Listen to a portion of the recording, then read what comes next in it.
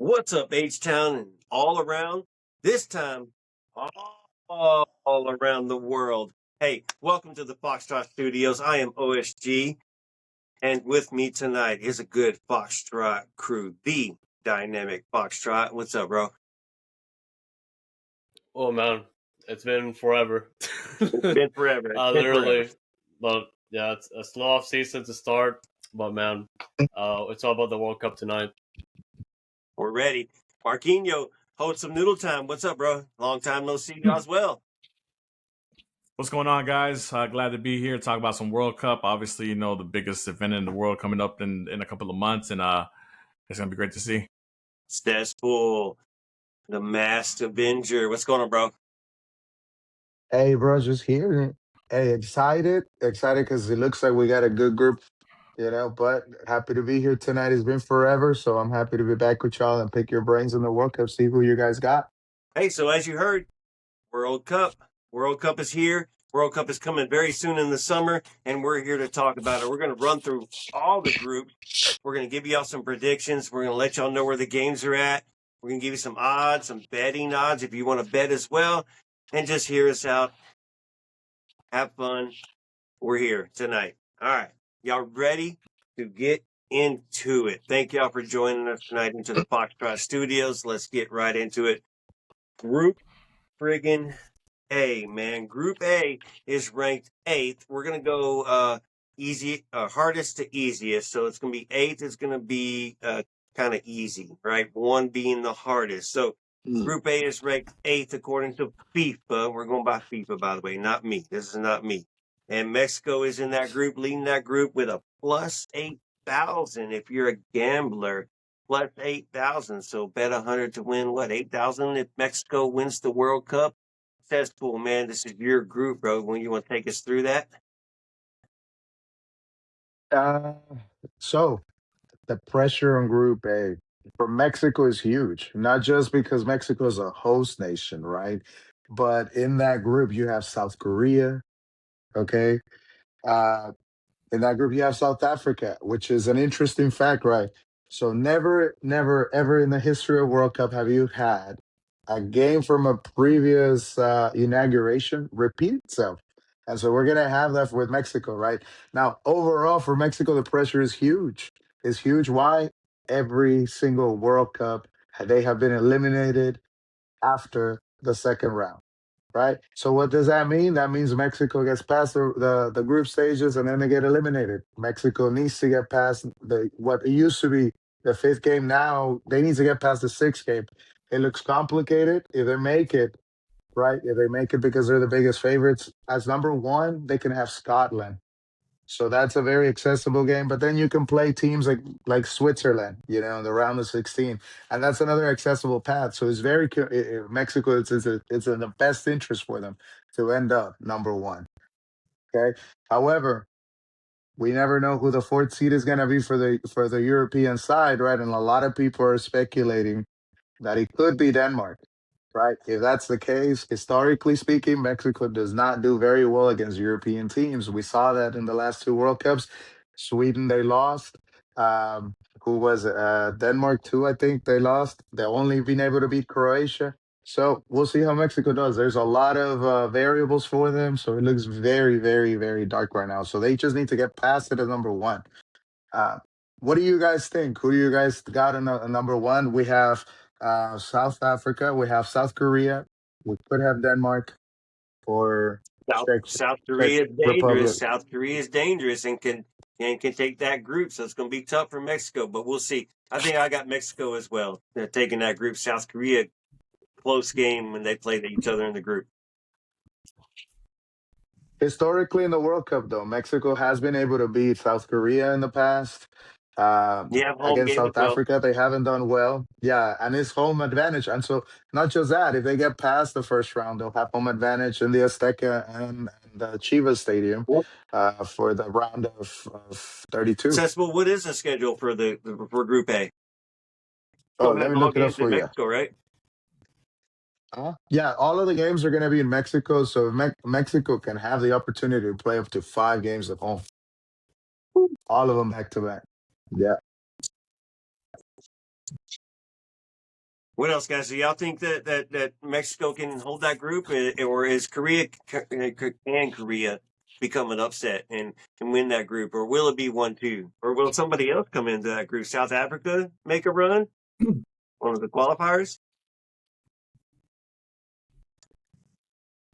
It's tough for sure. And the one thing that I want to say about Mexico, and I can kind of just, I should say sentiment, I suppose, the fact that Mexico is in a pickle, you could say. And they have to sort out the national team situation and consistency more than anything, because, of course, if they qualify as hosts, and it's a matter of determining if they're actually going to be able to contend against international teams. Particularly South Korea as a team I'm looking at, only because they're actually one of the better teams in Asia.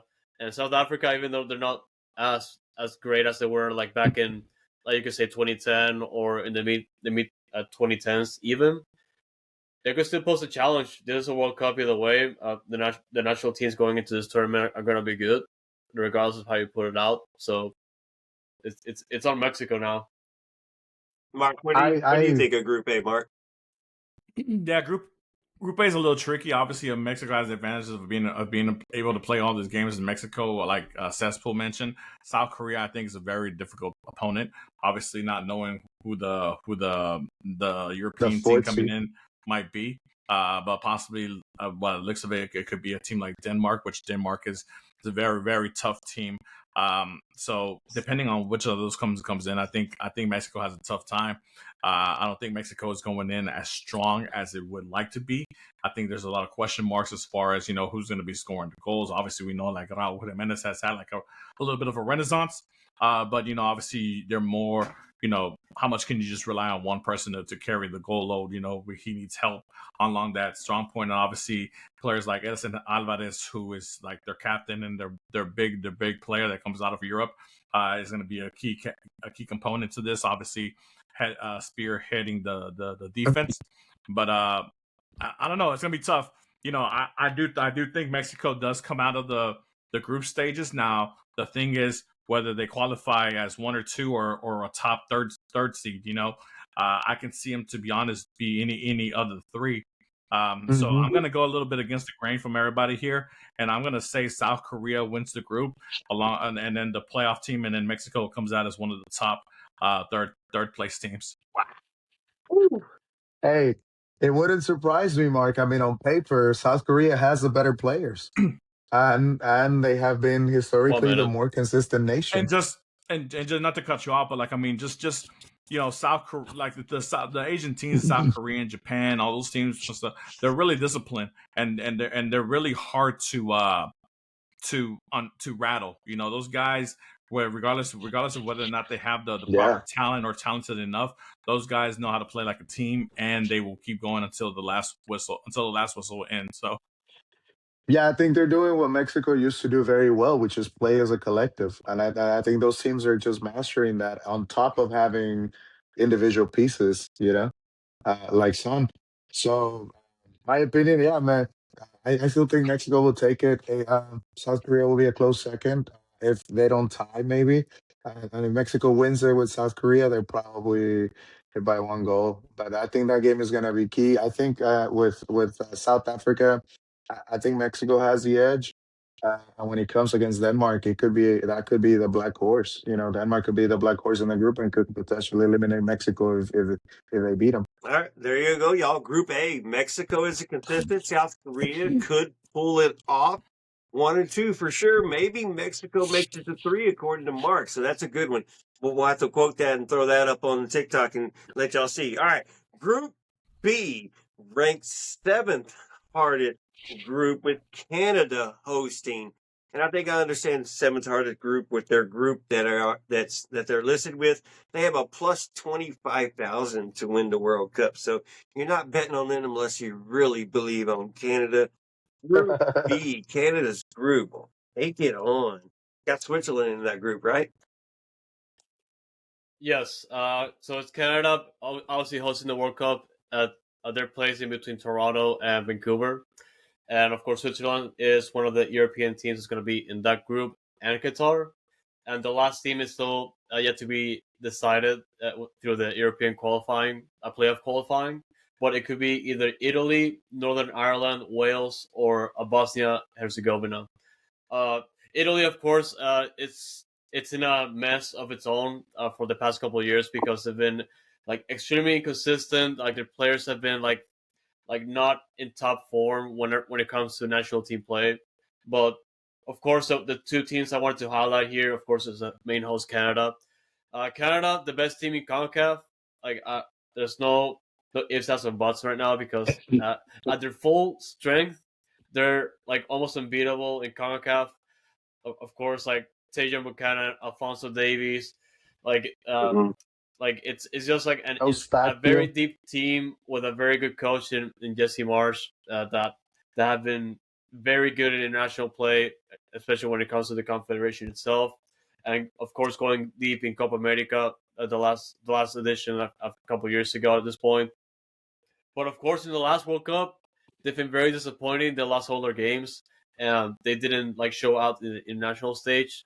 Of course, them hosting the World Cup, it could be a change of scenery. Of course, they're gonna have the home crowd behind them in the group stage games, but it kind of comes down to that the type of like team they need to field out there because they're gonna be facing like one of the tougher teams. Of course, Switzerland being one of them, which I believe are gonna be topping the group.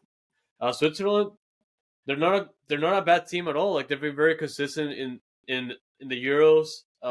In the World Cup, they've also been very consistent, and they're on the right day, like they could win their games, and they're gonna be making past the group. So that's why I think they're gonna be coming out top. And second place, honestly, it's gonna come down to first of all the last European team that's gonna be coming out. I feel like like especially Wales. I feel like if they come into the group and they perform very well, particularly how they did in the last Euros. I feel like they could be coming out of second place. Like that's unless if Canada show out, and I feel like they have a good shot. But I think like if either Italy or Wales make it to the World Cup, I feel like either one of them is going to be winning second place. If not, I think Canada has a good shot of making it to second place. And if by any miracle they're able to top the group, I feel like that's a big win for Canada, especially like heading into the knockout stage because I believe if they win first, they're gonna be well, if they get second place in Group B, they're going to be facing the second best team. Well, the second best team of Group B is going to be against the second best team of Group A, and I think the best team of Group B. I still have to check it out, but like honestly, like for them, it's going to be a matter of winning all their games no matter what, and I feel like they have a good shot, like at home. But So Canada I has still have what, that. 3 home games where? So one is going to be in Toronto, and the last two are going to be in Vancouver. All in Canada though. So they have that home field advantage, hopefully. Or for them, hopefully. Yes. No, yeah, and so the first one's gonna be in Toronto, and that's gonna be against the second European team that's gonna come out of the playoff, and the last two being at a BC Place in Vancouver. The first one on June 18th against Qatar, and June 24th against Switzerland. So that third game is gonna be insane, by the way, because I feel like that could determine the winner of the group. So that group is out of whack, and who knows who's going to get first and second in that group. I don't know if either Yeah. one of y'all want to chime in real group on that group, but that group, good luck, Betty. Yeah, I think Switzerland is a strong contender to win that group. Obviously, Canada having the home field with playing all games in Canada is going to be a strong look for them. And obviously, if you have their European players and Alfonso Davies and Kyle Larin and Jonathan David step up and really carry that team can go a long way. Them being the best overall team in CONCACAF.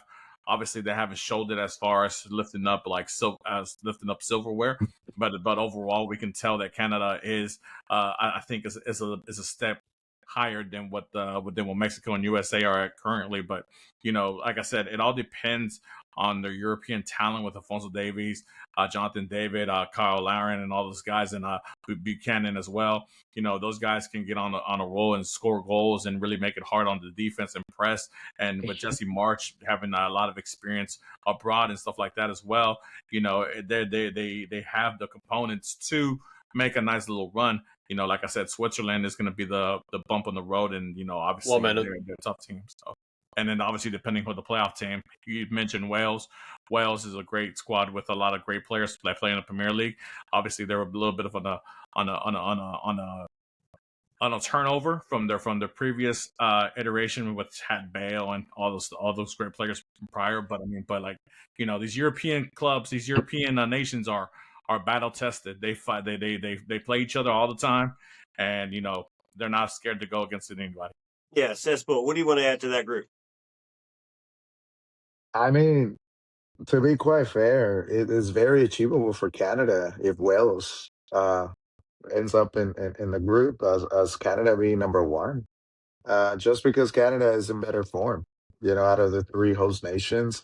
And like Andres was saying, Canada does have the talent. However, more realistically speaking, if Italy ends up being there, I can see Italy ending up on top of the group and Canada being a close second. I can definitely see Canada being better than Switzerland. Um, about Qatar, uh, that's a toss up, to be honest. It just depends what side of the bed Canada woke up on. Canada can give you great games, but then they play a very well team, a team that pressures you, and they just get disorganized. So I feel more like Canada can be a second place. A lot of people out there are putting them already in third place, no matter who the European side is, and which I think is ridiculous. I think Canada deserves a little bit of respect out of CONCACAF, and rightfully, I call it in second place. And Italy, if Italy ends up in on top of that group, they're for sure going to be number one. All right, well, that's one way to look at that group. That group's going to be very tough, man, and they're seventh hardest. I think they should be a lot lower just because those teams are so equal with each other. All four of those teams are so equal with each other, and I think you could bet on any of those teams winning that group. All right, we got to move on. Qatar is the lower side, the but fifth Yeah. fifth hardest group, and Mark's got this group with Brazil. And if you want to bet on Brazil, you got a plus 800. And Morocco, who was a good bet, or not a good bet, but who still was a surprisingly good bet last World Cup, is a plus 6,600. Mark, take us through Group C. Yeah, so Group C being the first complete group as far as all the teams are announced and we all know who's going to play and everybody. This, you mentioned it being the fifth hardest group. I think that this is one of the groups that's going to have one of his third place teams advance because of how tightly knit this competition will be on this group.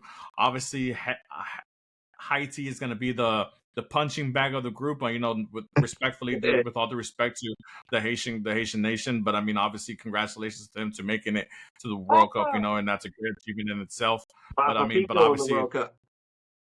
obviously, we're talking about Brazil, Morocco, and Scotland here, and Brazil's names carries a lot of weight, and obviously them being the only 5-time champions, and obviously all the great talent that comes from Brazil and all the big names that play with them, but they're not coming in as strong as we would like them to see them. Obviously, Carlos Ancelotti has just barely got on the job with them, and he still has a couple of more matches before the World Cup to get those guys in line. But obviously, the talent there is bar none. You can go name by name, and Brazil has the top of the top talent, in the world, and can be one of those, obviously, at the end of the day, lifting the World Cup if everything goes right for those guys.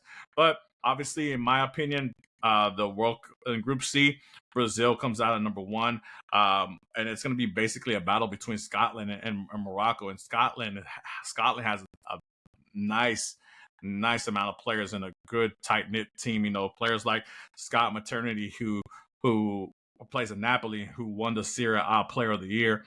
Players like Andy Robertson, who's the left back for Liverpool, who's one of the top defenders in the Premier League and stuff like that. Kieran Tierney for the Arsenal fans out there, obviously we know a lot about him, and John McGlynn, who plays for Aston Villa, and he's a good midfielder for the Villains and Aston Villa as well. So I mean, a lot of players that come with a lot of experience.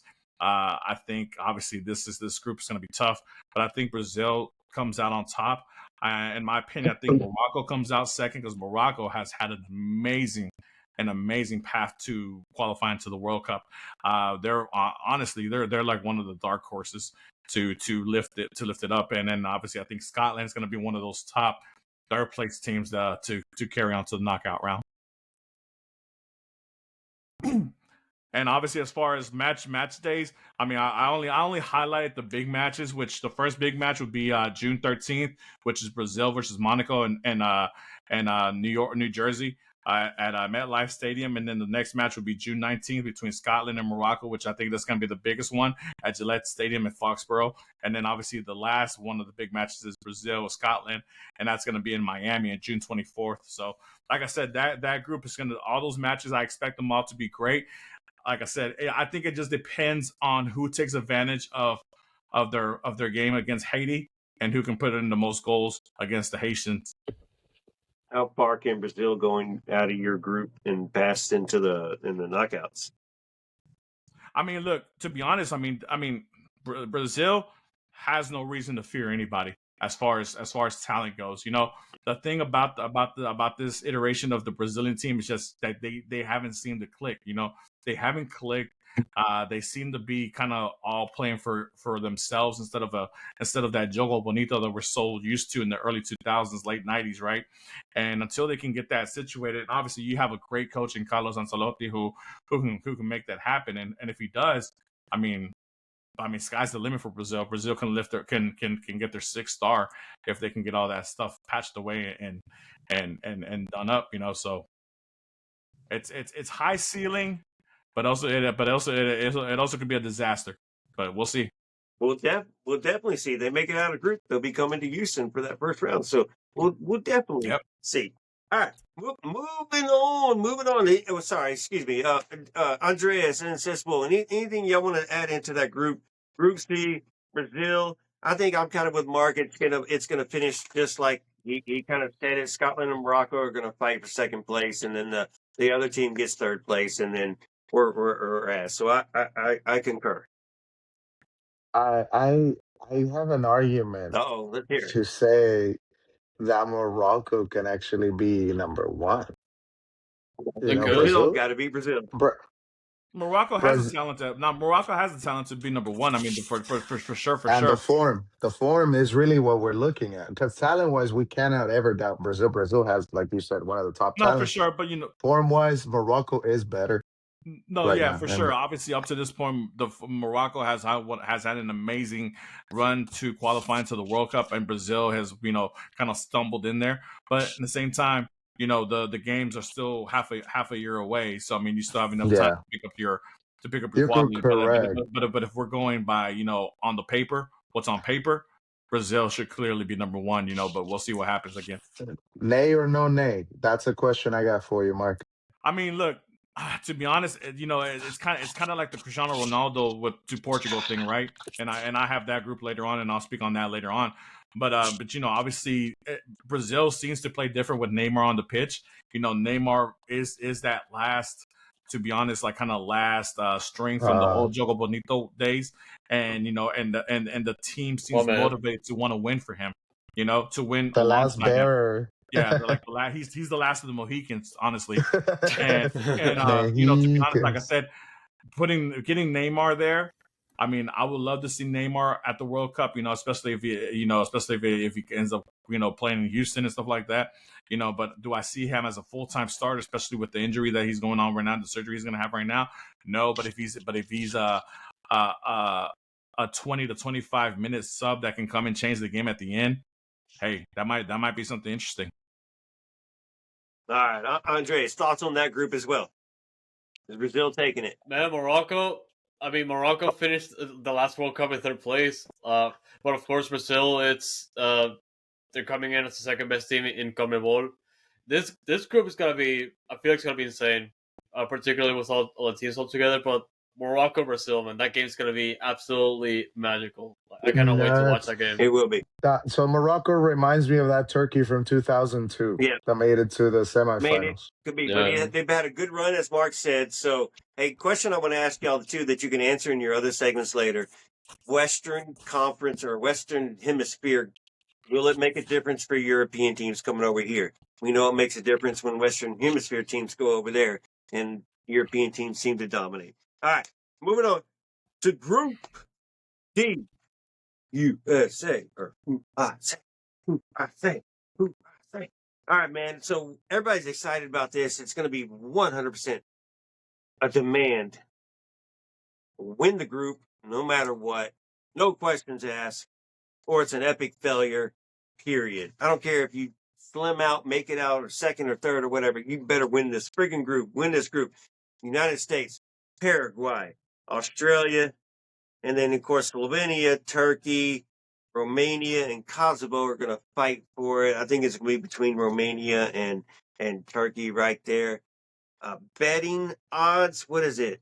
What is it right here? 44. Jeez. 44,000. 4,000. Plus 4,000. All right.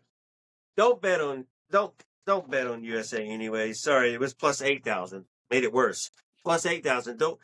Don't bet on USA, but FIFA rankings 14, Australia 26, Paraguay 39, and a yet to come in and figure out what they're going to do, and they're going to fight for it, which is good for them. I think that helps them to come in as a playoff team, and you're coming into the World Cup as a slacker, and you're getting to play some good teams because we're just going to be playing exhibitions from here and there, and I think we know one game, but who knows what kind of preparation we're going to take. But it's all going to be behind Captain America with USA and Mr. Pulisic.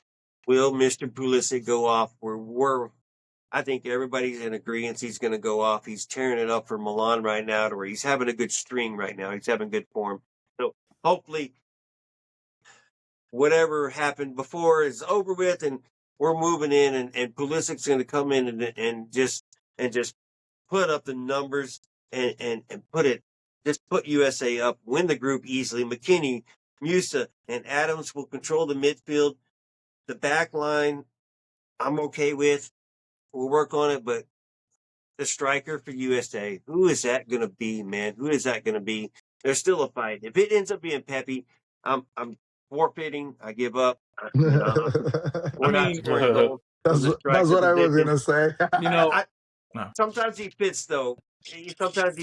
Mark, go ahead, Mark. What do you got to say? Because Pepe must have drawn something out. No, I mean, look, Ricardo Pepi, obviously we know him from his FC Dallas days and all this stuff, and obviously him being with PSG right now. He did score against Atletico Madrid in Champions League today, so give him that, and all that good stuff. So, I mean, he is growing into age. I mean, we got to remember that Pepe is 22 years old, a young buck still. If somebody's got to correct me there on the age.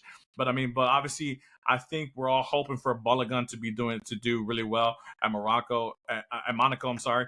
And score in League One. Obviously we know what he was capable of doing, during his time, during the short stint that he had at the U.S. men's national team before the injury, and he was blowing it up. We thought we finally found our long-awaited striker. Then the injuries kind of backed him up a little bit. So obviously, hopefully by that time he's come back into full form, and we can see what happens with that. As far as Pulisic, man, Pulisic's move to Milan, it was. That's the best thing that could have ever happened for his career. Honestly, he's been dominating Serie A. Obviously, Milan being in first place in Serie A as well is a good look for him. Did a great job first season, is doing a great job this season as well. Obviously, Captain America is going to be needed to take USA and help them get past this group because, like I said, Paraguay is a very tough combo team, and then if you get a team like Turkey with Adar Guler and Yildiz, that Turkish team is a tough team, and I think they are the likely team that ends up in that playoff spot. Right, so, I agree. It could be a tough go for USA if Turkey ends up being that fourth team. So, but we'll see. Hey, I'm with you. And we played Paraguay. We played Australia a couple of months ago in friendlies here already, and not with our best team, not with their best team as well. So kind of know each other. But like you said, Turkey could be that team. Romania could be a tough team coming from Middle Europe that comes in and distinguishes. Real quick before I go to Andreas and Cesspool here, just in a USA, June 12th at SoFi, which is LA. And then the next one, where the heck are they at? Jesus, you against Australia on the June 19th, up in Seattle, and then they're going to finish off back in LA on June 25th. So look forward to those games, man. If you're going out West Coast and you want to catch USA, I want to see y'all on Instagram or wherever we follow each other, and I want to see y'all out there at USA. I won't be out far West Coast. I'm gonna hang around Houston as much as possible, but Andreas, man, this group USA, are we getting out easily? Are we getting out with a little bit of a fight, like Mark is kind of insinuating? Not kind of, he is, and it should be. It's the World Cup. It's not gonna be easy, man. No. Like, what I can tell you for sure is that USA have a much better team with Pochettino, especially in the last few friendlies. It looks like he figured out the formula of what works and what could potentially be the trick, especially hosting the World Cup in your country for the first time since forever ago. A much different team in a much different level, which is good for the US. They definitely have the players to go far, but they have to prove it. Australia's not going to be an easy team. Whoever the European team is going to be, like, is not going to be easy. And man, that game, the one that I'm seeing more than anything, that game against Paraguay is also going to be tough. Like, it's going to be, I feel like it's going to be like a game, like a defensive game or like a defensive performance altogether for the US to contain themselves, because these teams are going to be looking out for those cracks against them. And the US can definitely pull it off, but it's not going to be easy, man. It's not going to be a given. So they have to bring in their 100% no matter what. That's well, how you feel in the group? It's winnable, like Andres said, but let's not forget some of these European teams that are going to qualify from the playoffs. It's not because they're not good enough. It's just that there were just two good teams in there, and only one Yeah, could make it. And this is the case in Turkey. 1 minute. Turkey's a Oh very yeah, Turkey's a strong team. But if the U.S. keeps playing the way they're playing, they're starting to catch steam very, very rapidly too. And that was the impressive couple of wins they got in the last few friendlies they had. And so they're making a very strong argument for them to be favored to win the group. I can see them doing so. On Paraguay, it's kind of the black horse in that group. Paraguay, to me, seems like they're going to be a very gritty team. The U.S. is going to have to take charge in that game, but at the same time, like Andres said, be defensive, because Paraguay is going to play the counters. Paraguay is going to hit you. They're going to be physical. So that's gonna be a question of how much wear and tear can you take in that group stages, because those teams are not easy. They're very aggressive. They're very gritty. They're very difficult. And worst of all is how much wear and tear is that extra game gonna put on you now that you have to go through an extra stage? Yeah, and just to that's good. reiterate what OSG said earlier, I am insinuating that USA might not make it out the group, because it's tough. Turkey is a very, very, very tough opponent, and like OSG mentioned, it's not the reason that they're in playoffs is not because they don't have the quality to make it straight through. Is that there's so much competition in UEFA that that this you can't bring all European clubs to the World Cup. You got to give it opportunity everywhere else in the world. But Turkey is one of those clubs that can make a good run, and obviously Paraguay. I think Paraguay with Julio and Ciso, who plays for Brian at the moment, and Diego Gomez. Both of those guys can carry Paraguay offensively, and then obviously, I'm sorry. Australia is not a pushover either. They might end up last in the group, but I think Australia is gonna make one of those wins turn into a draw, or maybe even a loss, a 1-0 loss, where they speak a lot and they derail one of those teams, and that's the reason why that team doesn't qualify to the next round. So the Socceroos are not a team to be pushed over. They're not Haiti. They have had impressive wins in the past. Let's not forget about that. I think against England, yeah, and a couple of World Cups ago. So Australia it's one of those teams that could be okay. I'm out, but I'm still gonna screw your day. And great segue. It's the fourth hardest group ranked by FIFA as far as the groups are going too. So fourth hardest group, that's a tough group for USA to fight with. And not everybody's exactly confident with USA, but we move, and we move on. The Group E, ranked 11th hardest of all the groups. So not very confident in this group, which it should be very paper. But Germany is the lead of this group with a plus 1200 for the World Cup. To win the World Cup as far as gambling, if you're a gambler. FIFA ranking number 9. Test will take us through Germany's group. Group number That E. Sorry, letter E. I mean, does it really look easy on paper for Germany the way they've been playing the last couple of World Cups? That's why we're I mean, doing you it. got You tell us, Ecuador, bro. you got Ecuador, you got Ivory Coast. Neither one of them are pushovers. Ecuador had an amazing run in their qualifiers, and Ivory Coast had an amazing run as well. Now, with that being said, if we're looking at the group, you would think Curaçao is a punching bag. They're debutants here. We don't know what to expect from them for sure. I expect every single team to use them as a punching bag, just like Haiti and Mark's group. However, we don't know what could happen with Curacao. Maybe they could tie Germany. Germany has dropped the ball against Mexico in the past.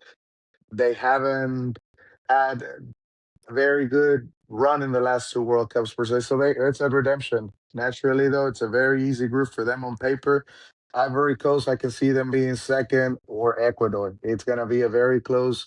It really depends on that game against Curacao, and Curacao is just here for three and out. To be quite fair with you, with all due respect to them, but Curacao is playing with a bunch of foreigners. Curacao only has one player in their team that actually was Curacao born. It is a small nation, but they qualified. They left countries like, well, let's not see who left out for CONCACAF because some people are gonna get hurt. But they're they're just here to enjoy the tournament. In my eyes, I don't see them. I don't see them even sneaking in as one of the third best teams. I can see Ivory Coast being Well, the will their third, one of the entire third best to population qualify. come over to the Uh, United? Will their entire population come over to the United States to watch them play? we could get a few planes, and in about maybe four trips, bring everybody. Yeah, they could. Yeah, and we could actually spread the whole population into for them to enjoy each group can enjoy a game. We can split them comfortably into three groups, and they'll fit in the stadiums. Tell me, guys, what do you guys think? Who do Just you guys? to I mean, obviously, I think Germany I will think take I it. think this group is one of the easiest groups to call. Honestly, I think it's between Germany and Ecuador. Obviously, I think like what Cespool mentioned about the Germans in the past couple of World Cups has been obviously a transitional period for German football where they're getting away from players like Mueller, and things like that, and transitioning over to younger players like Musiala and Gnabry and stuff like that. So I think this German club is gonna surprise a lot of people with their youth and their abilities. I do think that they're going to come out of this group as leader. Ecuador is a strong South American team. They have a lot of good players on that club that play European football and all that good stuff. So I do believe that they will advance as well, and they're going to be a tough team to play in the knockout rounds because you got players like Moises Caicedo, Pedri Hancapi, and players like that are going to make it tough for those guys. Whoever gets them, obviously. Ivory Coast is usually a strong African nation. They're in a bit of a transitional period right now. So they're not. I don't expect them to do too much. Could they possibly qualify as one of those third place teams?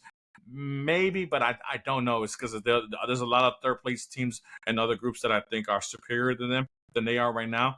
And obviously, like Curaçao, obviously, congratulations to those guys, making it to the World Cup for the first time in their nation's history, but obviously, it's baby steps with that group. And obviously, I think that's the punching bag of this group for this, for that variation. So, Andreas, you agree? I agree. And the game to watch, of course, is going to be Germany Ecuador. Like, regardless of how you put it, I feel like that game is going to be very entertaining. And him and Ecuador, like, if they pull it off, they can finish top of the group. Like, if everything goes for them. but I still think Germany's gonna finish top of the group and Ecuador in second place. Like Mark said earlier, like Ecuador like had a pretty insane World Cup qualifying campaign, and they definitely have a shot of beating Germany at the right circumstances. It's more so that Germany, like even though they're not as tough as they've been in like in past World Cups, I still think they're going to be creating some damage. They do have some good players. They're going to be a lot of young blood too, so it's going to be a matter of consistency more than anything. And but man, Ecuador, I'm watching them in this group. And it looks like Germany, Ecuador at the third game of the group play, if I'm correct, which means they both could be 2-0 going into that third game, and then they got to turn around and go straight into the round of 32, which is tough. Some teams want to be able to relax, right? Successful. Yeah. I think the game in the group, the more exciting game in the group, I think is gonna be Ivory Coast Ecuador Ivory Coast because going in. Yeah. All right. We'll see. I mean, it is your group. It's your world. Oh, man. So we'll see if Ivory Coast can bust in and see how far they can go. Are they second or are they third? Or does Germany they're falter? All right. Here we go. Moving on. Group F. Andreas, man, you got the tough one, bro. You got the tough one. This one is ranked as the hardest group. So we're going to call it the group of death. Even though you were up to 48 teams, I don't think it's right to call it the group of death anymore. It might be the group of stranglehold or whatever. But you've got Netherlands as the top of that group with a plus 2,000 for you gamblers betting for Netherlands to win the World Cup. Andreas, take us through Group F. This group is insane because obviously you just mentioned Netherlands and Japan, and even though it has Tunisia, like the second European team or the third European team, like could be either Ukraine, Sweden, Poland, or Albania. So we could be looking at a group that, like in between the European teams, anything can go. Poland, bro. Although the one thing for me that I've been trying to debate in this group is like who's gonna finish first, because Japan has been absolutely insane, not just in Asia but in previous World Cups. Like in the last one, I feel like they could have gone the distance, but they have like an issue in the knockout stage where they come up in some of the games, but unfortunately they just like fall short for like the silliest circumstances. The Netherlands, of course, they've made it to World Cup finals in the past, but they never win, man. They never win. They have such an amazing team. Like they make it past the group stage. They make it deep past the knockout stages, but kind of like Japan, they fall short. They fall short, man. And for the Netherlands, for me, it doesn't make any sense because they have such an insane team. They're very stacked. But I looked at them against Japan, man. That game between them is gonna be insane. But like even whoever like qualifies like in between the 4 teams in the European qualifying playoff phase, it's gonna be an insane group. And Tunisia, like it's like I've seen them before in the Euros and whenever they qualify for the World Cups, and I don't think like they're a big of a deal now. But man, in between those 4 teams, like and whoever qualifies, it's gonna be insane. But if I have to pick who's gonna finish first in the group, I'm gonna pick Japan. Wow. And I feel like it's gonna be my hot take because the Netherlands, like I said, even though they're very talented, Japan every single time in the group stage, you see them play, they know how to figure your team out. Like they figure you out, they execute, and they're very hard to break defensively. So I think Japan finishes first and Netherlands second, and finishing third, it could be a combination of Poland or Ukraine. I feel like if I have to pick one of the teams that have to qualify, it will have to be Poland. So I think Poland finishes third here. Yeah, I think what Andres is going by with the hot take of Japan winning the group is not so much of a hot take because of what I mentioned earlier. I think Japan is one of those one of those nations that just have a unity about them that they don't go down to the last whistle is blown. Right? They gave obviously in the previous World Cup they went up against Spain, gave Spain a hard time. They went up against somebody else. I can't remember right now. They gave them a hard. Oh, it was Germany. They gave them a hard time as well. And it was they were to be honest, those were one of the most compelling games of the prior World Cup. And just to give credit, I mean, Japan does have a lot of players that do play high level European football, and they do succeed a lot in those leagues. As far as the Netherlands, obviously the Netherlands, you can run off names, and you're thinking like, why wouldn't the Netherlands finish first in the group? They can. They can. I mean, you have Van Dijk, you have Memphis Depay, you have just. I mean, I can't think of them all right now, but I mean, they just have a bunch of players. But Man, Percy. yeah, Oh, but obviously, they have but obviously, They Vertonghen. wish Evan yeah, Percy. They wish. but obviously, Belgium's golden generation has passed them, and they're transitioning on to younger players as well. So that's really one of the good reasons why I have to agree with Andres, and I do see Japan finishing first in this group, with Netherlands coming second. I'm sorry, and then obviously if Poland qualifies, I mean with Lewandowski, you never know. Lewandowski carries that nation by himself. With Matt Cash. Excuse me. So it could be a tough one. I do see this group being one of the groups to send 3 teams to the knockout round. So we'll see what happens. For sure. It's crazy. Seth, Ooh. what do you think of that group, man? Oh no, Tunisia's out. I don't know. They shouldn't even go. So Yeah, they're no. I finishing mean, fourth then. Yeah. Oh yeah. No, and it's gonna be I think the game right there to watch is gonna be Netherlands and Japan. One of Yeah. those two guys is gonna take the group.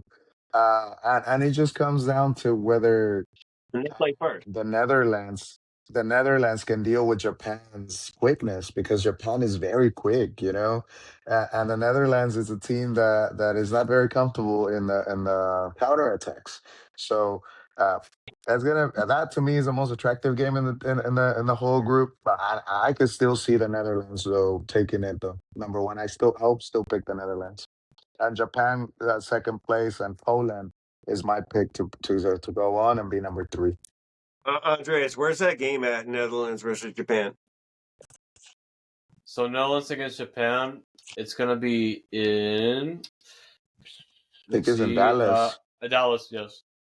Ooh, so I don't shoot. So and Netherlands has games.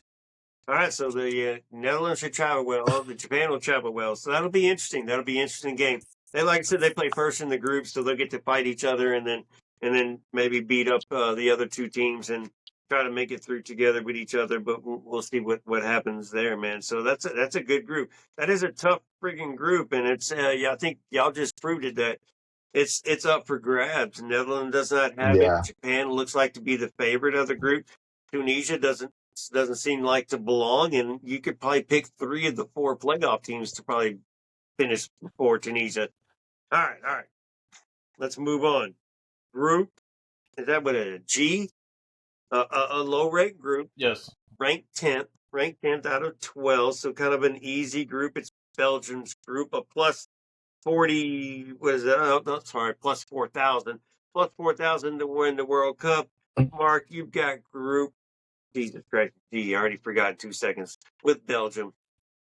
Yeah, Group G is not much to speak of. I mean, obviously the 2 heavy hitters are Belgium and Egypt in this group. Iran and New Zealand are the other 2. No disrespect to those 2 countries. Congratulations to them for making the World Cup as well. But I think obviously this is a battle between Egypt and Belgium, and both of those teams face off each other on June 15th in Seattle. It'll be interesting to see what happens, but obviously Belgium is the stronger team. Players like Jeremy Doku, Leonardo Trossard, and obviously one of the best goalkeepers of our generation right now, and Courtois. So that they have the players capable to win this group and make a nice little run. Egypt, obviously they're going to be held down by Mohamed Salah and Marmoush, who are 2 players who are playing in the Premier League right now and playing at a high level in the Premier League and for Man City and Liverpool respectfully. But like OSG said, this is the 10th. I guess the 10th toughest group of the nations. I mean, it's basically Belgium and Egypt, and who's going to finish first and second. In my opinion, I think Belgium wins it. Egypt comes in second. So I think Iran and New Zealand I think obviously between those two, I think New Zealand probably goes third and Iran finishes last. But I mean, at the end of the day, this group is going to be Belgium and Egypt, and just who goes first and who goes second. So Mark, quick question. Iran is ranked 20th by FIFA rankings, and Excuse me. Egypt is ranked 34th, which is a big differential. What is Iran looking like wrong on the paperwork for you? How? Because I've seen them play well before in previous cup, and I can't remember. I just remember well, but not remember well. Sorry. Hmm. But Iran, the FIFA ranking misconstrued? Well, I mean, with all those nations like Iran, Qatar, Iraq and stuff like that, they're focusing a lot on building their football programs, right? So they're doing a lot more as far as making sure that they're getting growing players of their ilk to get them in and to focus more as far as having camps and training camps and up the level of those nations, right? And obviously they're also doing things as far as nationalizing players and things of that nature to bring them over at this moment to help process Okay. you make it quicker for them to process and stuff like that and make their team a little bit more competitive. But I mean, but with all the respect to them, again, against Belgium and Egypt, who's a former, I think they were not this edition, but the last edition, they AFC. were KFC Yeah. champions or whatever. They know how to play with each other and all that good stuff. And they've been this group of Egyptians have been with each other for the last 5-6 years. So this group knows how to win together. And obviously, when you have a strong leader like Mohamed Salah that can carry you and to score the goals that you need, it's a good recipe to move on. Yep. Cecil, what do you want to add with that group? Iran, I man, don't. they Iran is could. not even in the question, in my No? opinion. To be honest with you, no, because they have been on the rise in the last two World Cups. I mean, they beat Wales in the last World Cup, and in 2018 they beat who they beat Morocco, right? But in my opinion, Egypt has made a faster rise in their level, in their quality. Just by Marmoush and Salah alone, Right. they can make the difference. They can break the lock tie between the two nations. It's not even close at this point. I think Egypt has a better talent, but be quite fair with you. Um, it's gonna be between them two. Egypt is gonna take it in second place. Belgium, if Belgium doesn't come with their A game, they can actually lose against Egypt, and it's a toss up. And to be quite fair, I see New Zealand beating Iran, and New Zealand could be number three. New Zealand has actually. New Zealand has actually played better. Hey, I can see. Mark my words. If Iran makes it on over New Zealand, I'll lose a bet, whatever I want, a challenge. But I think New Zealand. I'm not sure that New Zealand would beat Iran. Kiwi All power. right. They have a Kiwi bet. Mark, power. Yeah. I don't think we get a third place team in this group. But No, no, Andreas, no, no, no, no, no, what do no. you? I No. don't think so either. So Okay. that's why I said it's between Yeah. depending on who ends up first and second between this group. Andreas, what's your take on this group? Man, the second is pretty much going to be all about second place in between Iran and Egypt, and I think Egypt has a like edge only because of their experience in the international stage. Iran, like, they're still a pretty good team. I feel like lately, especially when it comes to competition outside of Asia, they've been a little bit slouchy. I feel like they could have done a much better job in the last World Cup, but unfortunately they didn't make it. And they've been like heavyweights in Asia though. Like they finished a third place in the last two Asian Cups, so they are a pretty good team. But I feel like Egypt has an edge. And man, I hate seeing Belgium win because everyone keeps saying Belgium is so great, Belgium is awesome, Belgium is this. But after the group stage, man, they just collapse. Yeah, But they're gonna win the group, I have to unfortunately. agree with that as We call well. them One minute. pechos Belgium. frios. Excuse me. Belgium reminds me of like Mexico in a way where they have Pecho frio. they're expected to do big things, but when it comes time to do it, they don't do it. And that's the unfortunate thing. And going back to Iran and like that whole area of Saudi Arabia, Iran, Iraq, Qatar. I mean, they're really focusing on their football programs. And like I said, I wouldn't be surprised if maybe not the next World Cup, but maybe 2034. One of those come, they make a nice long run into maybe a fourth or third place or whatever. I'm not gonna say that they'll lift the World Cup, but I mean, I'm saying that they can make a good run in a couple of World Cups from now. All right. Well, there y'all go. Time to move on to what is this group now? Little letters over here. Group 8, man. H. Group H with the Spanish. The Spanish. I think that's the FIFA ranking number 1 right now. Is that right? Yeah. And Yep. plus 450 to win the World Cup. Their group is ranked 9th as far as difficulty. So not very difficult, but you got Spain, you have Uruguay, you have KSA. So, man, Uruguay will be the good one. And Uruguay is a plus 6,500 to win the World Cup, 16th ranked in the FIFA. That'll be a good one. That is also the last game of this group play for Spain versus Uruguay. So, again, I think that's kind of unfortunate for good teams that the last game being the best game of the group before. I don't know. It could be a benefit, too, because now you're playing well and you go to your next game and you're right into it instead of like questioning yourself and playing that third game and I don't know what I want to do and just like, oh, we won the group and let's just chill out. But Spain is freaking loaded, dude. Loaded, and I know Mark is gonna probably back me up on this as far as players, and he's been doing a great job with players left and right across the world. Mark needs to do his own damn show as far as it goes when it comes to across the world. But me for Man City, we got Rodri. Hopefully, is going to be a part of that centerpiece right there for Spain. I think he's good and maybe not injured. Gavi, Pedri, Yamal, Alvaro, Morata, Nico Williams are some of the players that are going to, I assume, are going to be a mainstay and a part of that core for Spain and push, but I kind of want to ask because I think Spain's going to win this group easily. I think they're going to beat Uruguay. Uruguay might push them and they'll take second. I don't know if there'll be a third place team out of this group. I'll start with you, Mark. This is easy. Spain. What is Spain's Achilles heel? With all the respect, Spain is my World Cup favorite. Spain is the nation I'm backing to win this World Cup. Obviously, obviously I would love to see Argentina go back to back, but if I'm being realistic here, Spain is the nation to beat. You mentioned a lot of great names.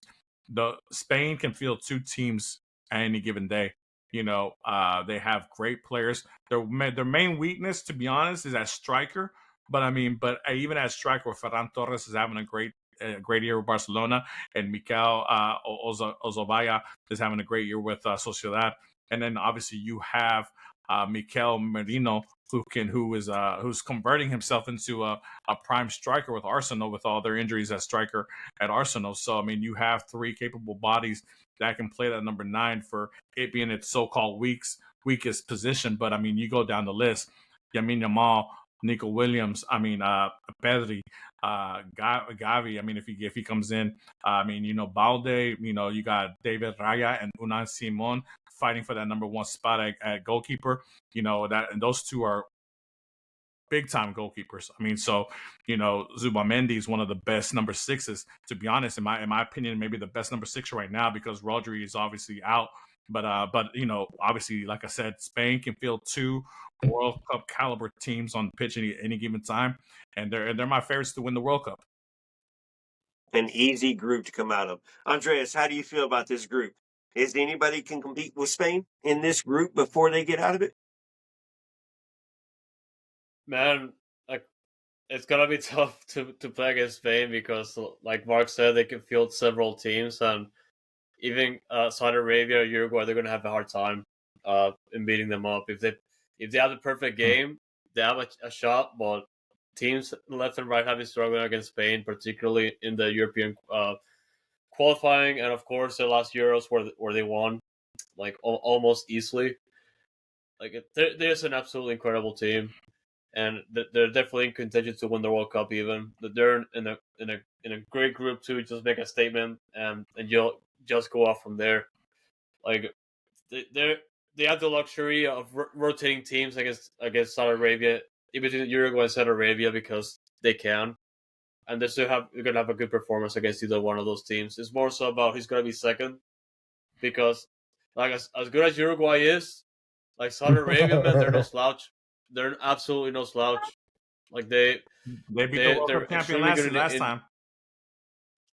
yeah. They were the only team to beat Argentina in the last World Cup. That's true. Yeah. So like they're actually a good team. So it's gonna come down to like who's gonna finish second. And like I said, Uruguay, they're extremely talented. Like even though feeling in the last qualifying they didn't do as good as the job as I thought they're gonna do. Like they have a shot still either way. And look, it's just insane. But man, Saudi Arabia is a team to watch as in this group as well. Yeah. All right, man. Same thoughts. Oh, I'm sorry. Just to go back to real quick. No. Go ahead. Yeah, like I said, to be honest, like I said, this group with Spain, I think Spain is its own worst enemy here. Because obviously you had the group in the middle top. I mean, obviously we know Uruguay is a tough team, but Uruguay is in a transitional period as well. Uruguay is not the same Uruguay we know of old. But Spain, like I said, if Spain remains focused, like I said, I think it's going to be very hard for them not to come out with winning the World Cup this year. But obviously, like again, could they have a lackluster first game like Argentina did in 2022, where they had a wake up call for Saudi Arabia? For sure, and that might be what they need. So, but at the end of the day, I think Spain, is completely heads above everybody in this group. Agree. Cesspool, what you got? I think this is one of those more traditional group formats, like back in the 32 team format that we had, because we had two teams that were clearly slated to make it through, and two teams that were they're out. Uh, well, I think Uruguay is gonna take second. They have the quality, they have players, they just don't have the spark. Um, they won't beat Spain. Their players are great players that play in very many European clubs. I mean, um, this guy plays in Liverpool. I forget his name right now. Um, you know who I mean. They're always bashing him at Liverpool. Oh no, he But doesn't play. He doesn't when play it in comes Liverpool to anymore. He plays in Saudi Arabia now. yeah, Darwin Nunez. so that's what I'm saying. Yeah, Darwin Nunez. Nunez. So 1 minute. so he plays. He would show up. He shows up for his national team at occasions, right? So I don't think they'll make it. They'll make it above Spain. Spain is gonna take that group easily, and I think because uh, there may be a possibility because of who's in number four right there that we can have Saudi Arabia come out as one of the top number threes. They're gonna have a field day, uh, you know, and they're gonna be that. I think that goal differential is what's gonna help them advance to number three.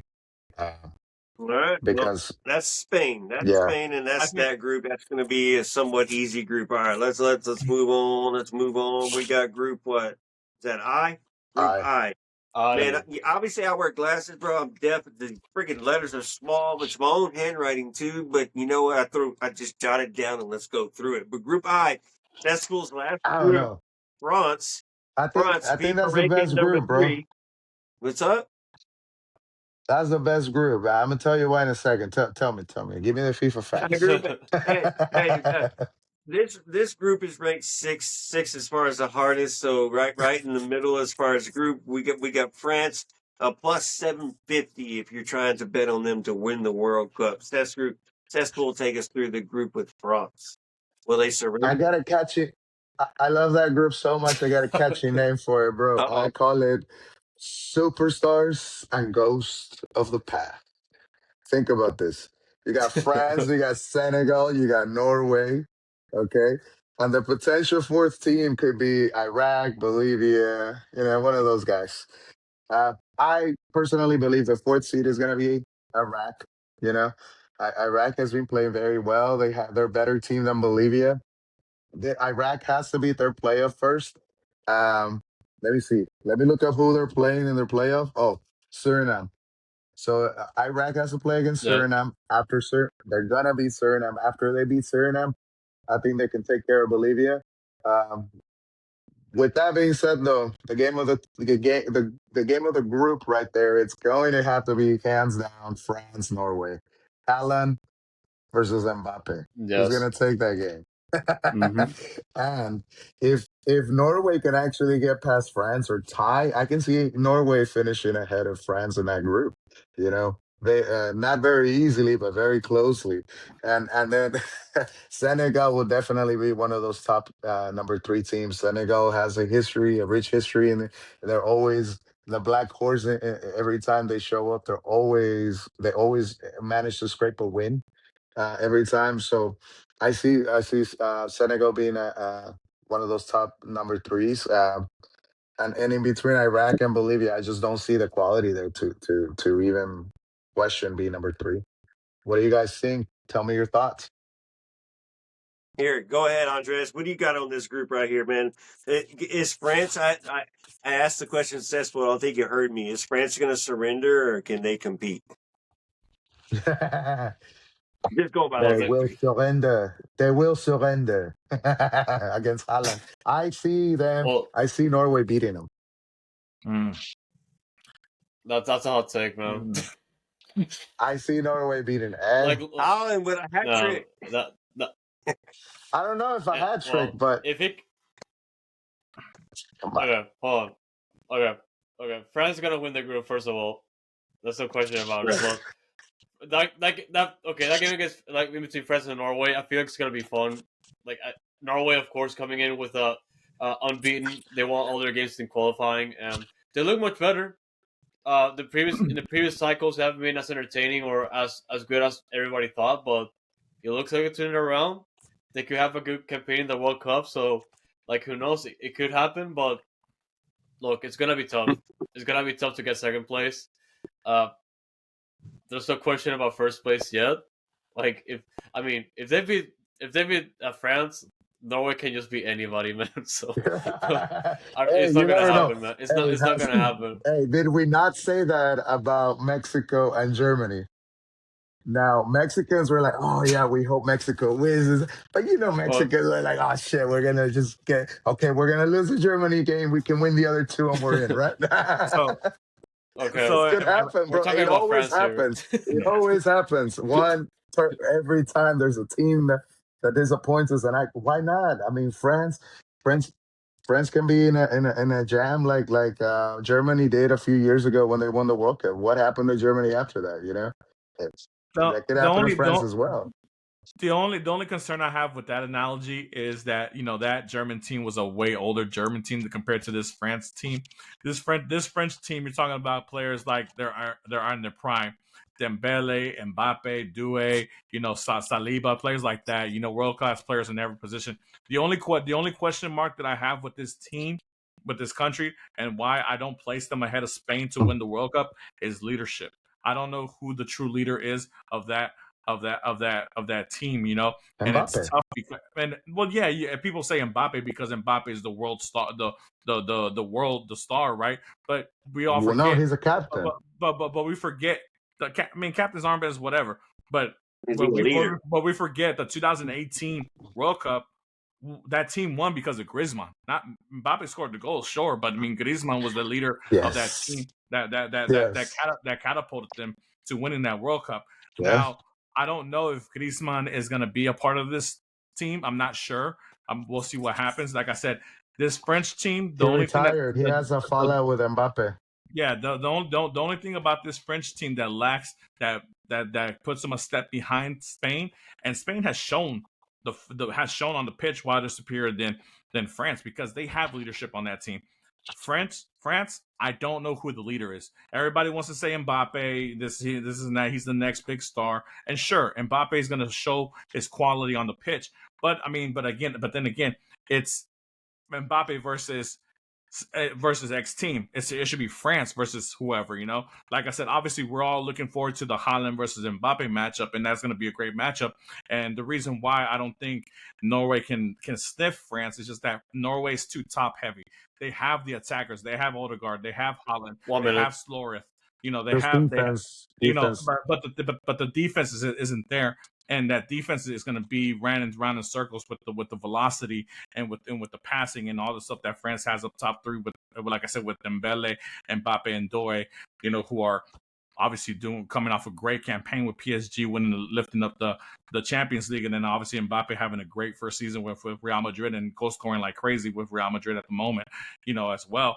So I mean, like I said, in this group, obviously Mbappe versus Haaland is going to be the headline, but realistically speaking, France should win this group easily, bar none.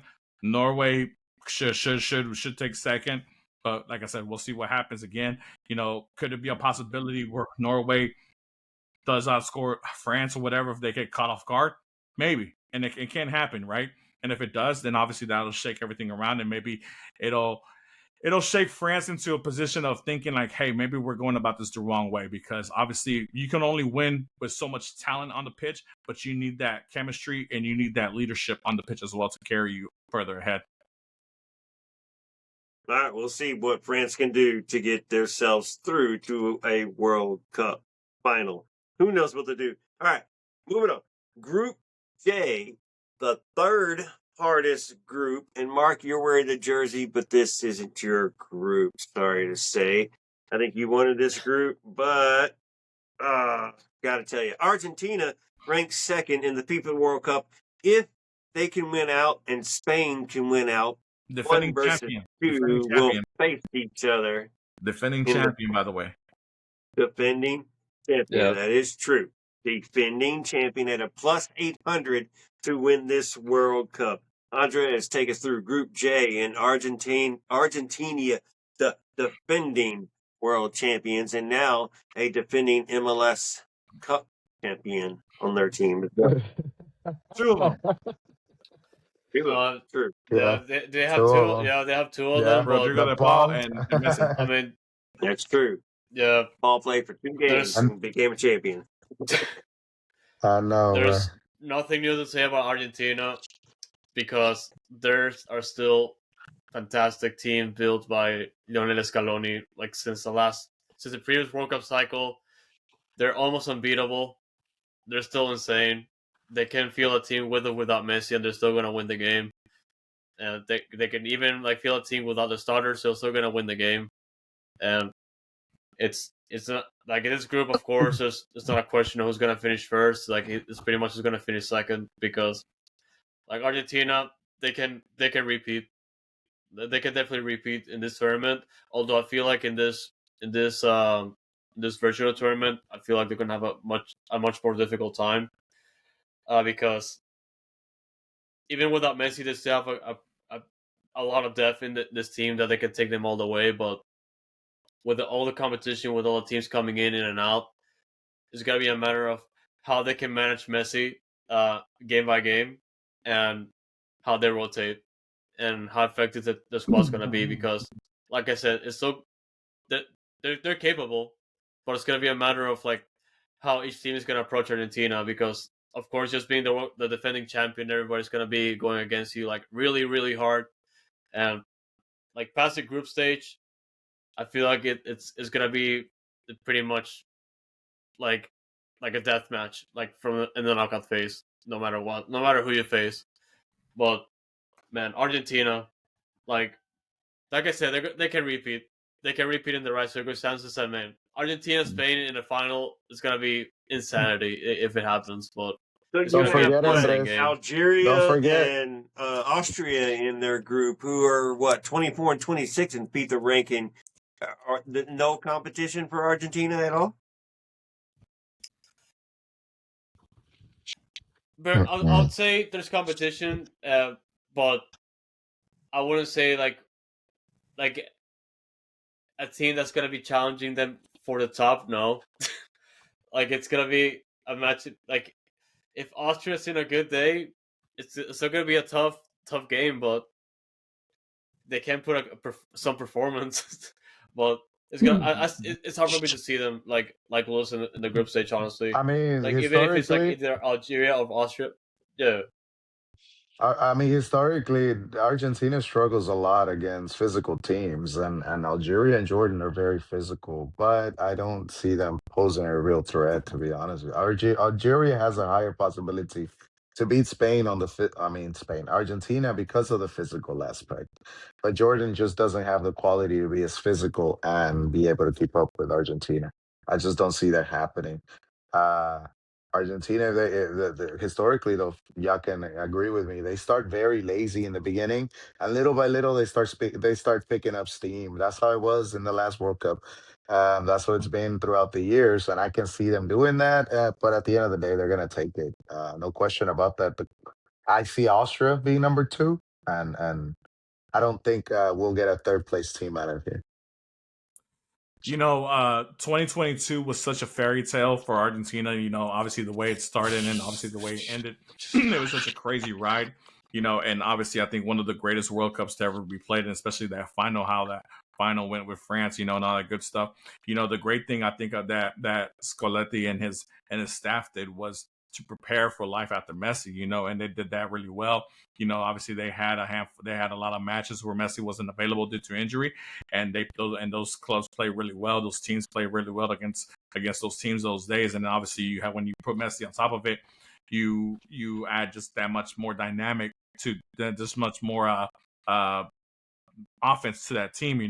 You're obviously, we're not expecting Messi to be defensive in any kind of sense. We're not expecting Messi to do anything else besides run the offense. And the thing about it is that, do I think, is there any competition from this group? Realistically, no. I think Argentina wins this group. I think, in my opinion, Algeria finishes number 2.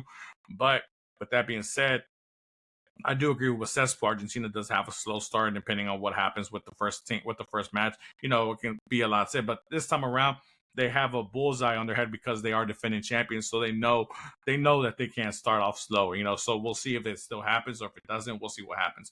But in my opinion, obviously, for Argentina to repeat, I mean, the last repeat World Cup winner was in the '70s with Brazil. So I mean, it's a tough feat, for anybody to do it. And if there's anybody questioning Messi's greatness, and where his place in football is, obviously, if he's able to take Argentina on a back-to-back, I mean, there's no denying where his spot would be at the end of this World Cup. But I'm not expecting that. I think there's a lot of great nations ahead of Argentina. I think Argentina is, like, obviously top 5. But will they end up repeating? I would be I'll be surprised. But they are going to make a nice long run. That's going to be a Just to add very, to very that, yeah, interesting what Argentina can do to continue through after their group play. Expecting them to just handle that group. Y'all say slow start. I don't think there's going to be any competition. Algeria will be the biggest competition, and that's the first game of their group play. So they're going to get them out of the way, and they get to coast by and then move on after that. All right, Mark. Lots to say. Catch your breath, because we're coming right back to you. Group 12. FIFA ranks this the easiest group. So the group of chill. And you've got Portugal with a plus 1,000 to win the World Cup. So why don't you take us through Group 12 and Ronaldo? So this is obviously, the easiest group. I mean, obviously the plan. I think the team that goes in is Jamaica, over Congo, and over New Caledonia. So obviously, shout out to CONCACAF for getting a team in the World Cup. Is my opinion. I think Jamaica should be the one that makes it in. But with that being said, this group is basically Portugal and Colombia.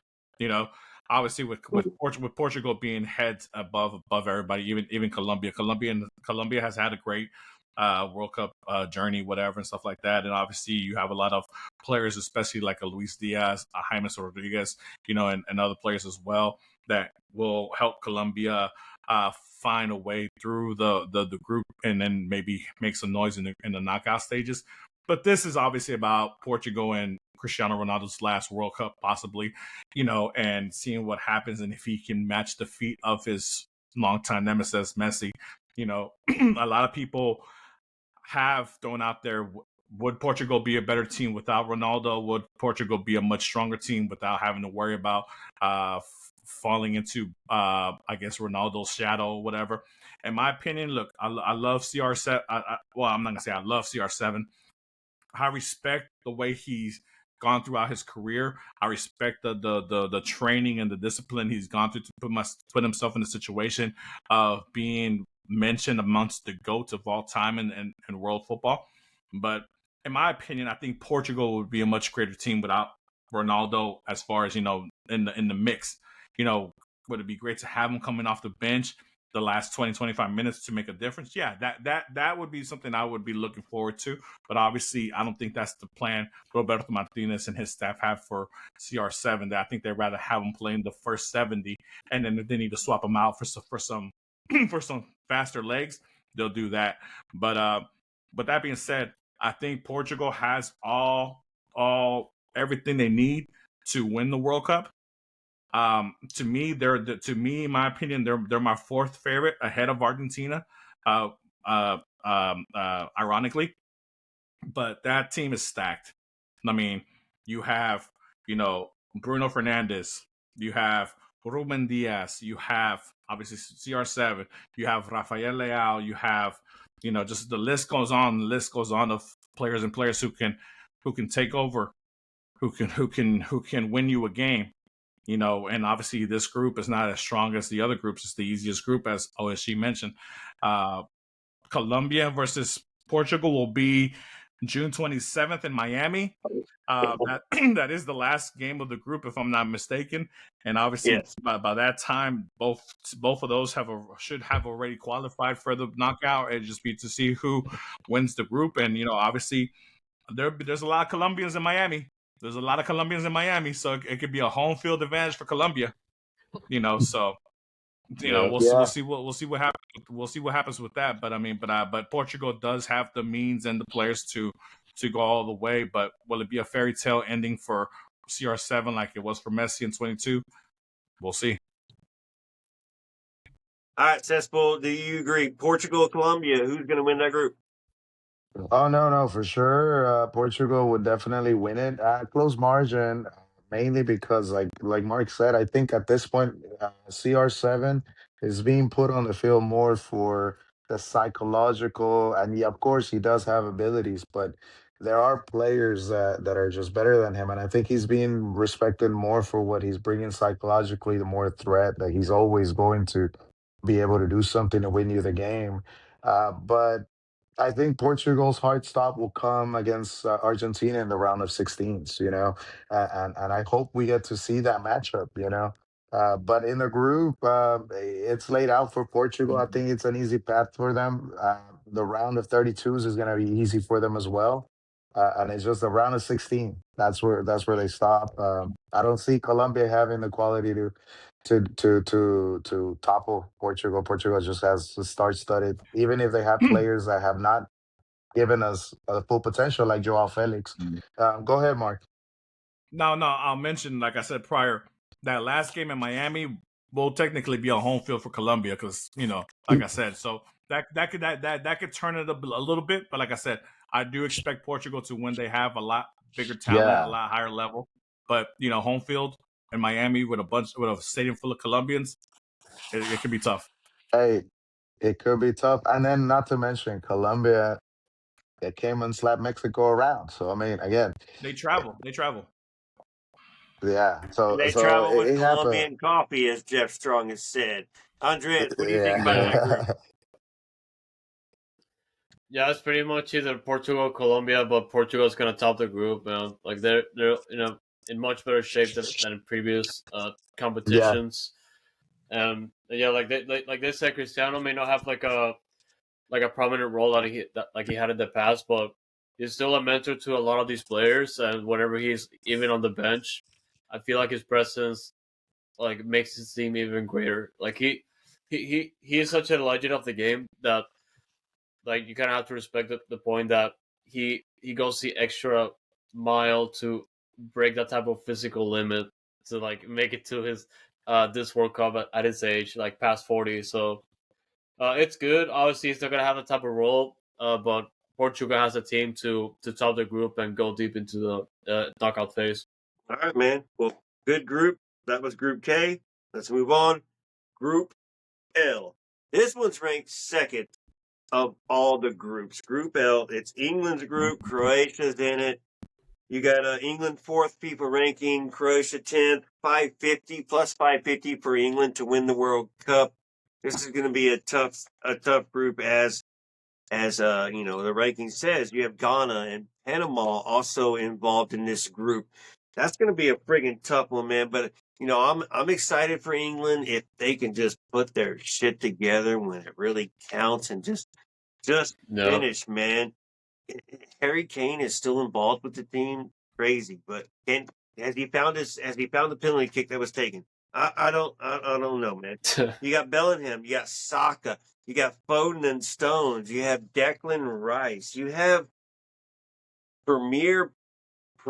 literally premier players playing for England, man, and just they're getting closer step by step each year, and I'm with them this year, man. I'm with them this year, but they it's nuts what their schedule is. They have to travel, so their traveling schedule might be a disbenefit to them playing in this frigging group, but England, Croatia, Ghana, and Panama. Man, I'm sorry, Coco, but Panama don't have a chance. They got the- Ghana's going to run over you. Croatia's going to they're going to bring some brute.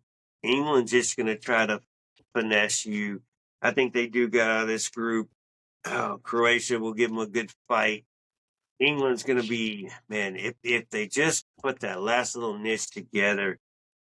Mark, I'm going to come to you last because I know you got a lot to say about this, especially with some Arsenal players being on that team. But Cespo, I'll start with you, man.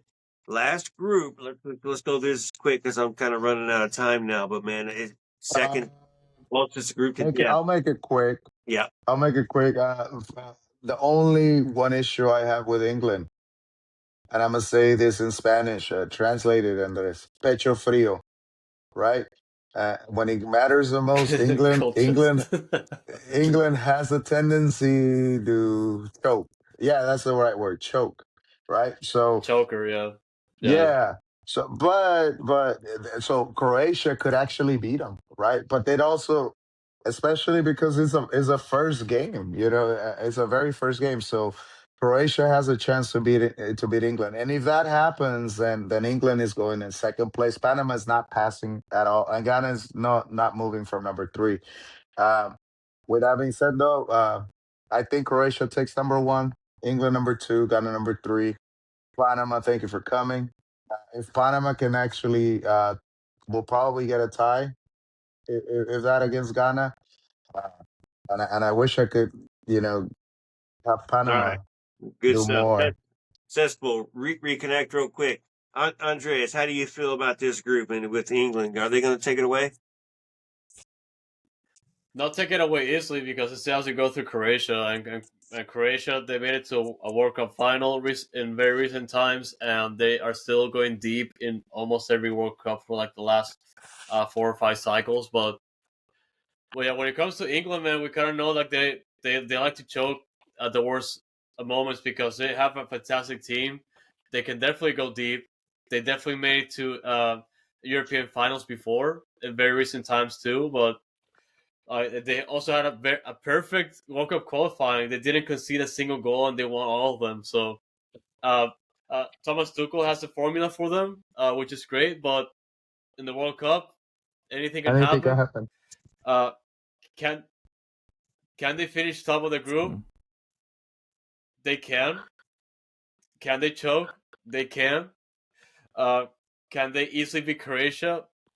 Not easily, but man, it's up to them. They have to make a statement. They have to stay consistent if they wanna have a case here, because they can definitely finish first, but it's up to them. Croatia is gonna do Croatia things, man. They're gonna park the bus, and if they score a goal, they're gonna shut you down. but That's the crazy man, part. like Yeah. England has a shot, but they have to prove it. All right, we'll see what they do. I'm rooting for them to get out of the group. Mark, what do you got on England? What's the take? So I think the story of this group is not necessarily England. I think England is going to win the group hands down. I think a lot of you guys are putting too much are giving Croatia too much credit for what they've done in the past, which has been amazing nonetheless, right? Obviously, but this iteration of Croatia's team is a little bit of a transition.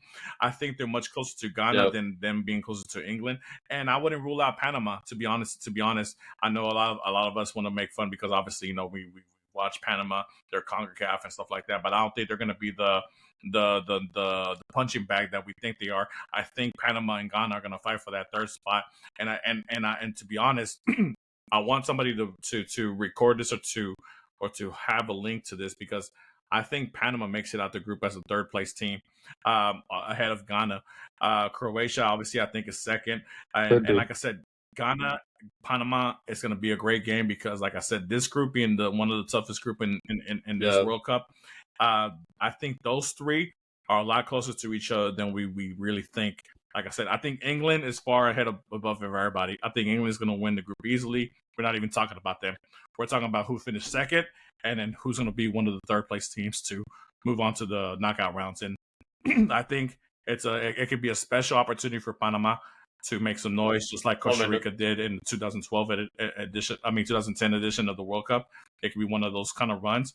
And then obviously Ghana being a strong African nation that they've always done really good in the World Cups. They've gone to the knockout rounds here a couple of times in the last couple of editions of the World Cup. So I think that's the storyline of this group. I think England takes it easy, but Croatia, Ghana, and Panama are going to have battles for those two spots to move on. All right. Sounds good. I'm going to cut my segment on that group short to get ready. All right, so y'all, I'm going to run through the Dallas and the Houston schedule for you travelers who are going to the World Cup games and maybe want to go check those games out or maybe want to go outside and check the venues out. Ito is going to be friggin' popping. I'm sure Dallas will be popping as well. So, guys, get ready. I'm going to ask y'all who you think is going to win the World Cup and who I think your backup to win that World Cup is going to be. But real quick, I'm going to run through. Dallas is hosting. Houston is hosting. Dallas, June 14th, Netherlands versus Japan. June 17th, England versus Croatia. June 22nd, Argentina versus Australia. So already Netherlands, England, Argentina right off the bat. June 25th, Japan versus a playoff team. It looks like. Ooh, they do get one playoff team. And then June 27th, Jordan versus Argentina. So you get Argentina twice. Mark, you can travel to Dallas twice to see Messi again. I'm pretty sure you've seen Messi already. And then, of course, Dallas gets 4 friggin' playoff games, man. 4 friggin' playoffs, 2 round of 32s. I think that one's a round of 16. And then, of course, they get the semifinal. We'll see who those semifinalists is when that friggin' happens. Dallas gets 9 games, only 1 playoff team, I've all bet. They got the better games than they did again than Houston did. But Houston did get some games. They did get 7 games. So it's fun. So it's good fun. So June 14th, Germany versus Curaçao. June 17th, Portugal versus a playoff team. June 20th, Netherlands versus a playoff team. June 23rd, Portugal versus Uzbekistan. Woo! And then June, what is that? June 20, I can't even read my handwriting. Cape Verde versus Saudi Arabia. It's the third game of that group. Woo! Another whoop-de-doo. And then we have a round of 32 and a round of 16. The round of 32, just to let y'all know, because that's more predictable, could be Brazil versus Netherlands, Brazil versus Japan. That's if Brazil wins their group. So we're looking forward to that one. Everybody wants Brazil versus Netherlands. So Japan win that group. Brazil win that group. We get Brazil versus Japan in Houston. Real quick, does anybody want to comment on the games in Houston and the games in Dallas? Just me real Oh, quick man. on that Japan game in Houston. If Mexico ends up in the second place in their group, they could come to Houston and play that against Japan. Nice. They could What you play. got, Andres? They could play a playoff here in Houston. Woo! See it. Everybody's sleeping on Cabo Verde versus Saudi Arabia, man. Yeah. I mean, obviously, But the cream of the crop there is England versus Croatia and Dallas Stadium. So, I mean, that's going to be a great game. Obviously, we just spoke about that group. I mean, and see what happens there with England. It'd be good to see them up close, and obviously having the defending champions 2 times in Dallas, and obviously having Portugal 2 times in NRG is going to be a great look for the state of Texas. Cristiano twice at Energy Stadium, man. Insanity. Yeah. Y'all protect yourselves. Wear condoms, guys or girls, please, please, please. All right, y'all. Okay, that's Houston. That's Dallas. Y'all can rewind it if y'all want to hear it again to remind yourselves where the games are. If you're like interested in going to those games, I recommend going. If you're not going to a game inside the stadium, go check out the atmosphere outside the stadium. It's going to be huge. I know Houston is going to build a 13-mile walkabout between Edu and downtown NRG.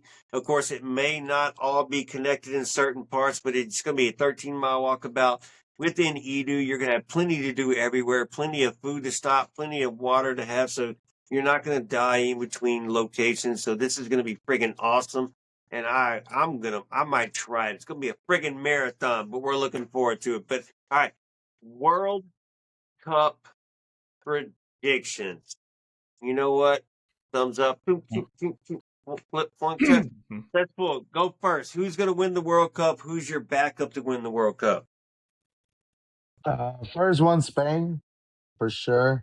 Uh, that's my strongest one. And then my second one, uh, I'm very torn between Germany and France, but I have to go with Germany. All right. Who was the second one? Germany or France? Which one was it?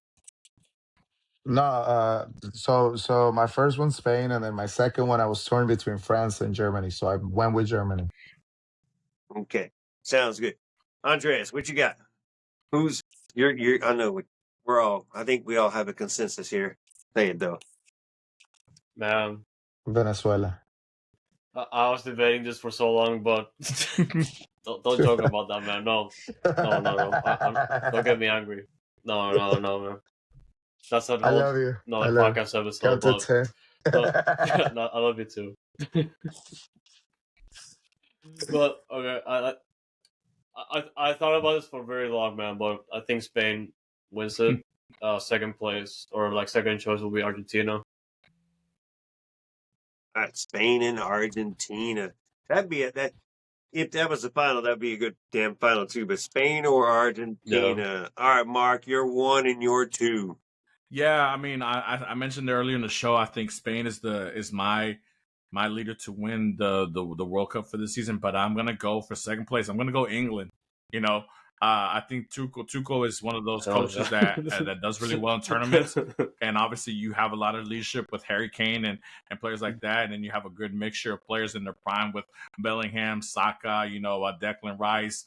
Obviously the back line is amazing. The goalkeeping is where I have a little bit of worries, but we'll see what happens with that one. But I think England can make a good run. Hey, man.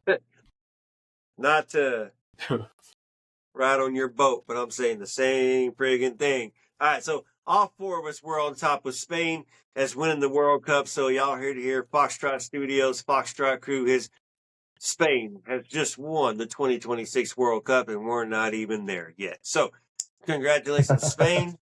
Now y'all better do it. But my 1A is England, and my very close 1A is England. And I say very close because I was torn as well. I wanted to pick England. Like you, Mark, I know a lot of these players, and I kind of watch England as well, just because of the players that are in the Premier. And you like watching England play. I like watching Man City women play. I like watching English women play. So kind of like my second country for some reason somehow. But you like watching them play, but 1966 was the last time England won the World Cup against Western Germany, and a guy named Hofstra got a hat trick. They're going to need that to win this World Cup, and I'm hoping they're going to get that, and I'm looking forward to it. But they have a good team. But like I said when I was talking about in their group, if they just get over that last little hump, this team is going to be a very good team, and they're going to win this World Cup. Spain is going to be that So team that don't is going to be choke. difficult to defeat. They probably will most likely going to win, as we had just heard the consensus. 2010 was the last time they beat Netherlands 1-0 in South Africa. Iniesta with that goal in extra time. Also, England had to win it had to win in extra time, I believe, as well, with the hat trick completing it. But crazy World Cup, man. Mark, go ahead. Oh, Got a fact check? Yeah, no. First and foremost, you're always welcome on my boat, any boat that I'm on. And then secondly, I mean, just obviously, like I said, England is just they're a strong team. Like the real fact that they're not number one contender over Spain.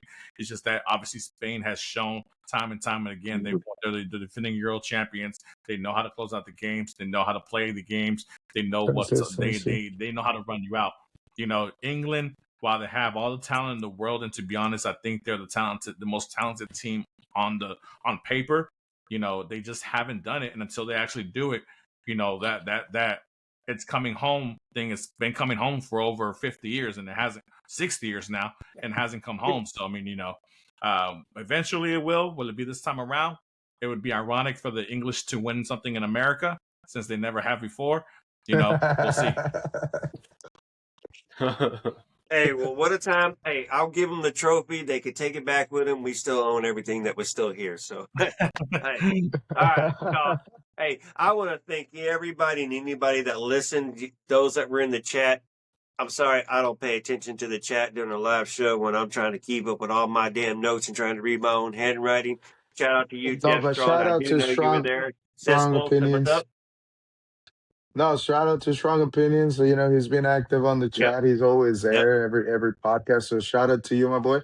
Share this shit with your friends. You know He where jumps we into are. every friggin' live, everywhere. See him on other shows as well, man. Strong Opinions. I like that name. I like that name change, man. I like that name change. But this is the end of the show. This is the World Cup review, the World Cup draw preview, the schedule preview, what we think's going to happen, our predictions. Give us your opinions in the comments. Let us know. Cop a video and reply to us and let us know what you think. Yeah, tell us who is going to win the World Cup. Do you agree with us? Do you want to shout us down on something that maybe we're just completely wrong about? Let us know. Comment. We're not afraid of it. Bring it on. Bring it on. But as I said, we're at the end. So real quick, I got to go through some profiles with some people. Mark, tell people where they can find you, where they need to follow you at. What's going on, guys? Obviously, you know me as the host of Noodle Time. You can follow me at Chet Segovia. On Twitter. You can obviously send me questions, DM me about anything, guys. If you want to come on the show, or if you want to give me an opinion about the show, all that good stuff, and we can make it happen. But yeah, at Chet Segovia on X and at Noodle Time for the show. Noodle Tiempo. Hey, and then also Cesspool, new to the group this year.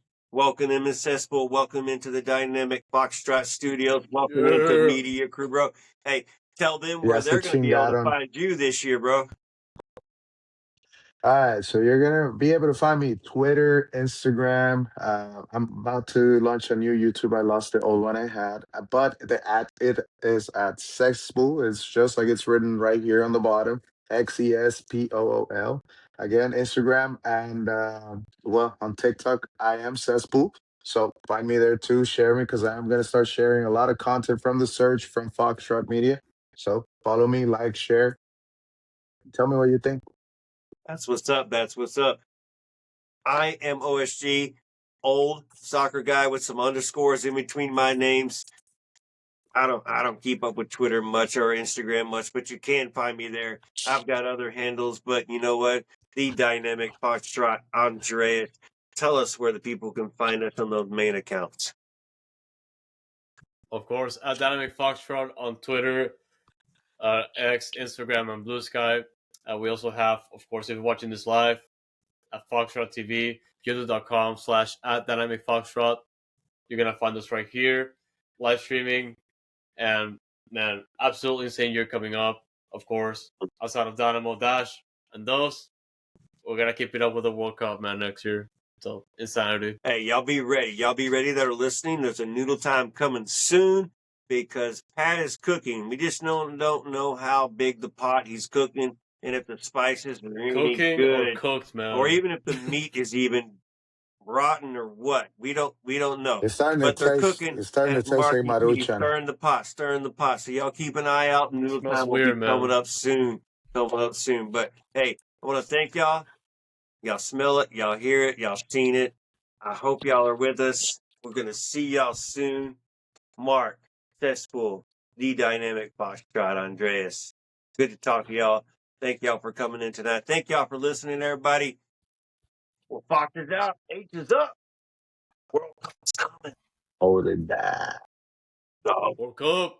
Go. See y'all in Edo. World Cup.